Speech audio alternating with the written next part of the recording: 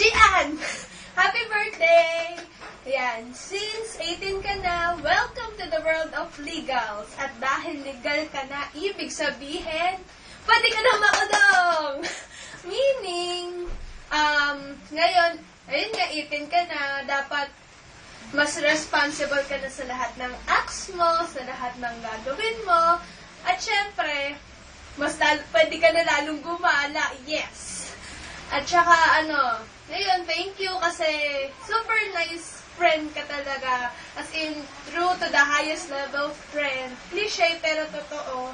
And then, ayun, sana tumagal pa yung friendship natin and more blessings sa'yo and sa family mo at maging licensed chemical engineer ka. Magtutulungan tayong dalawa para i-conquer ang buong mundo.